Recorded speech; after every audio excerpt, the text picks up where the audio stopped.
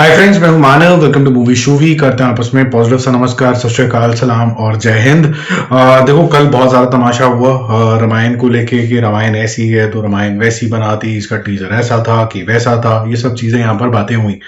But जब आप chat GPT से पूछते हो, और मैं चैट जीपीटी का नाम यहाँ पर इसलिए ले रहा हूँ और किस पर्पस के लिए ले रहा हूँ, वो समझना यहाँ पर बहुत ज्यादा जरूरी है। बहुत से लोग यहाँ पर ये क्लेम करते हैं कि हमें रामायण के कोर जो भाव हैं वो से समझ में आते हैं। हमें ये समझ में आता है कि रामचंद्र जी के जो कैरेक्टरिस्टिक्स थे वो क्या थे, रामचंद्र जी किस तरीके से बिहेव करते थे मनुष्य रूप में जब धरती पे आए थे, विष्णु के अवतार थे वो कैसे बिहेव करते थे, वाल्मीकि जो रामायण है वो क्या बोलती है, और जो रामचरितमानस है वो किस क्या बोलती है। और रामचरितमानस वही रामायण है जिसको हमने यूजुअली टीवी के ऊपर देखा है। उसमें कोर डिफरेंस क्या है वाल्मीकि रामायण से, कोर कैरेक्टरिस्टिक्स का जो डिफरेंस है वो हम यहाँ पर समझने की कोशिश करेंगे, ताकि जितने भी लोग नेगेटिविटी फैलाने की कोशिश कर रहे हैं उनके ऊपर वन टाइट स्लैप जो है जबरदस्त तरीके का पड़ पाए। क्योंकि कलपने का कोई फायदा नहीं है, क्योंकि ये जो बुद्धू लोग हैं अभी भी व्हाट्सएप यूनिवर्सिटी पे जाएंगे और वहीं से ही नेगेटिविटी लेके आएंगे और साथ में वॉमिटिंग करते रहेंगे,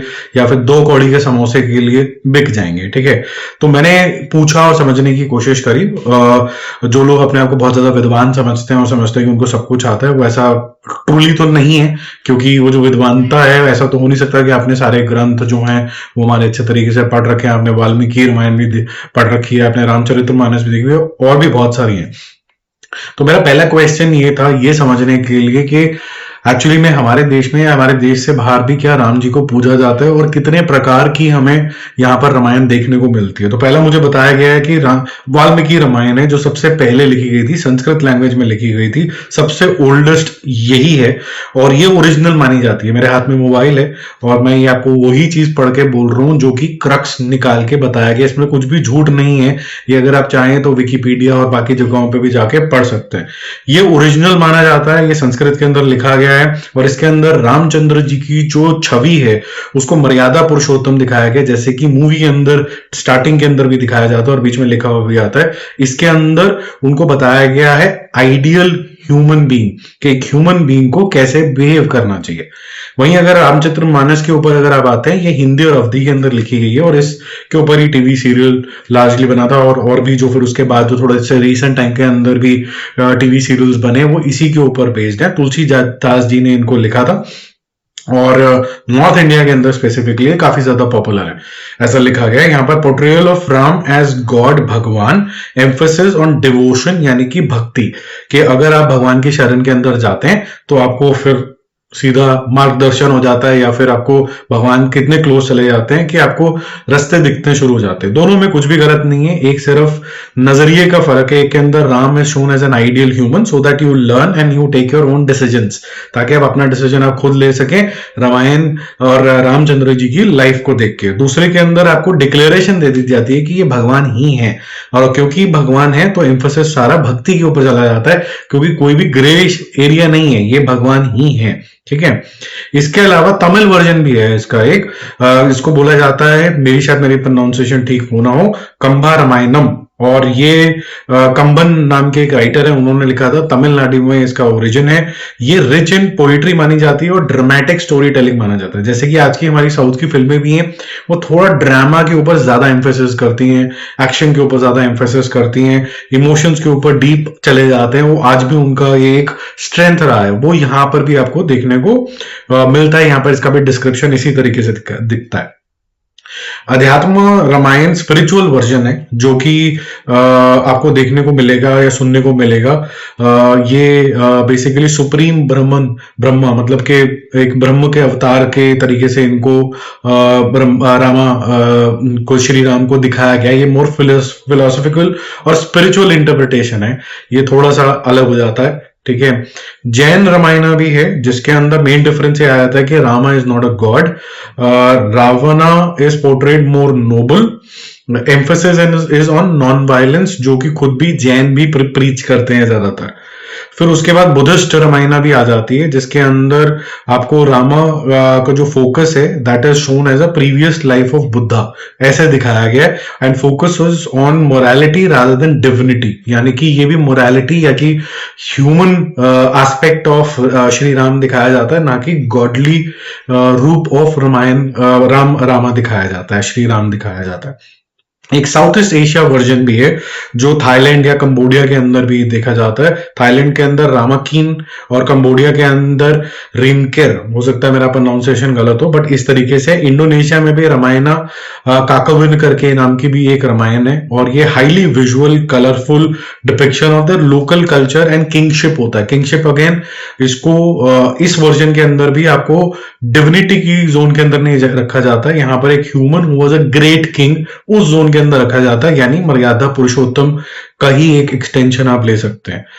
फिर एक और वर्जन आता है जो एक बंगाली और मराठी वर्जन भी है, कृतिवसी रामायण और भावार्थ रामायण, ये दोनों भी हैं। उड़िया रामायण भी है, तेलुगु कन्नड़ा मलयालम वर्जन के अंदर भी हैं। ये सब जो स्टोरी टेलिंग है, इसके अंदर नॉवेल्स भी लिखे गए हैं, टीवी कॉमिक्स काफी कुछ बनाया गया है। किसी के अंदर इनको श्री राम को भगवान के रूप में दिखाया गया है, किसी के अंदर पुरुषोत्तम मर्यादा पुरुषोत्तम के रूप में दिखाया गया है।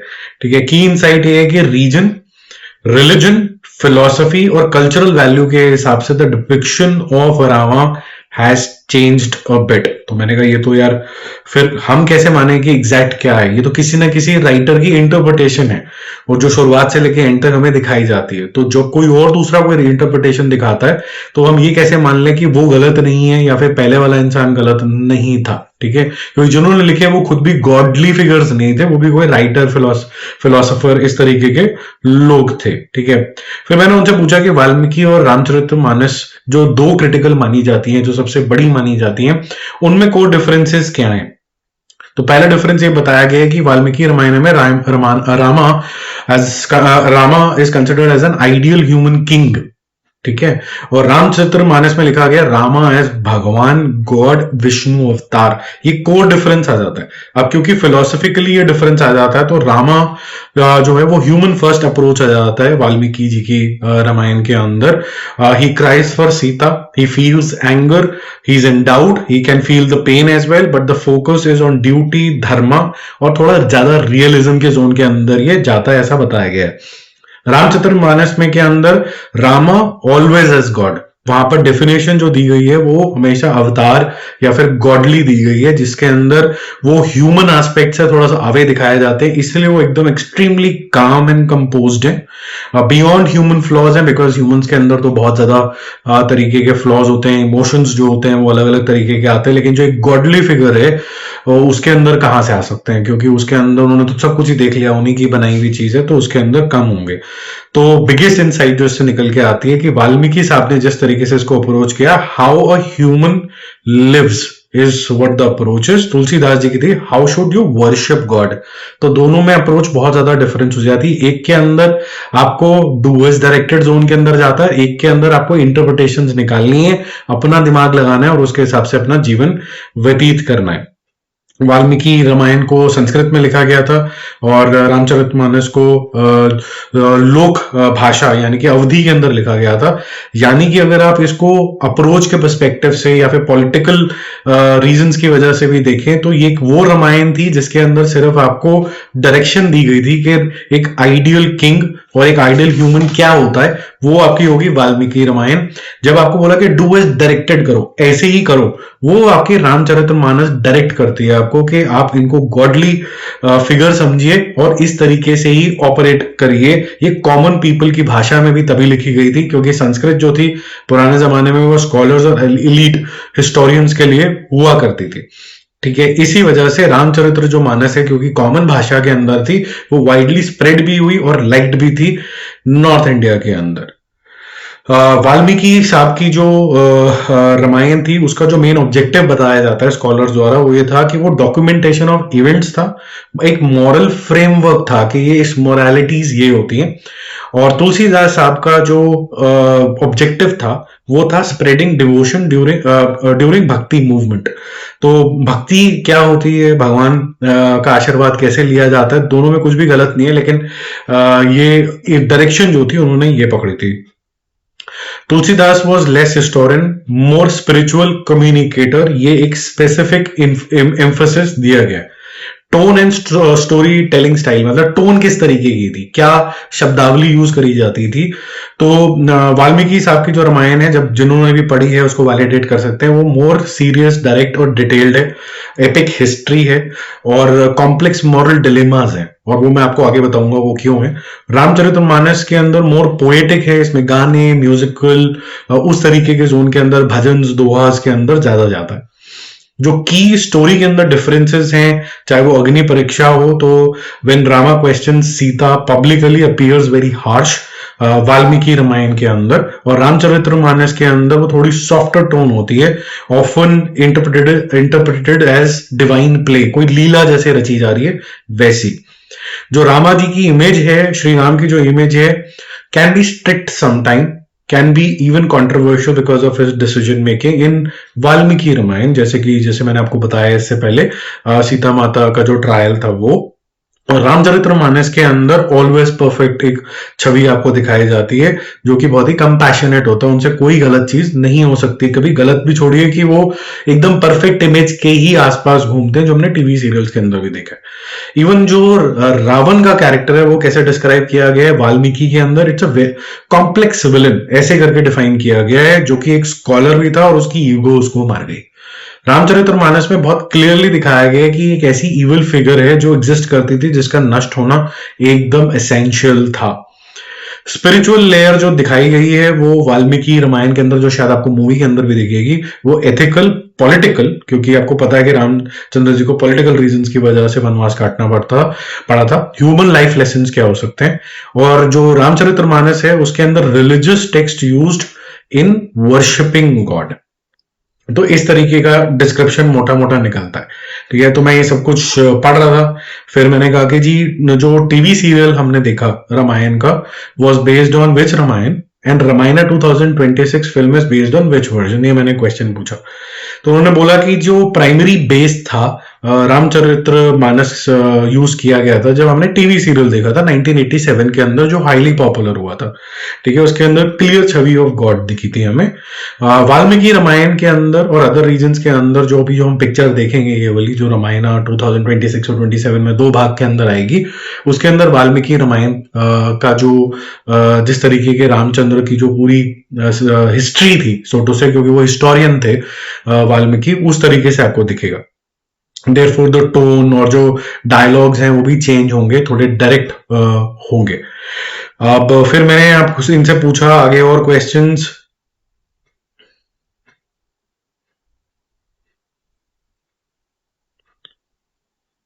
कि भाई ये बताओ कि दानव्स का रिप्रेजेंटेशन जो है बोथ द वर्जन में कैसे डिफरेंट है। तो ये बहुत ही इंटरेस्टिंग फैक्ट निकल के आया है कि जो दानव हैं वो दो तरीके से ऑपरेट करते थे, जो मुझे ट्रेलर के अंदर भी थोड़ा सा आभास हुआ।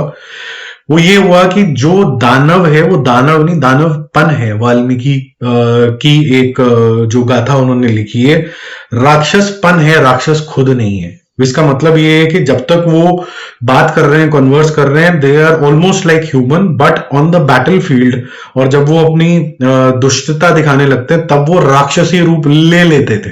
इस तरीके था, नॉट प्योरली इविल।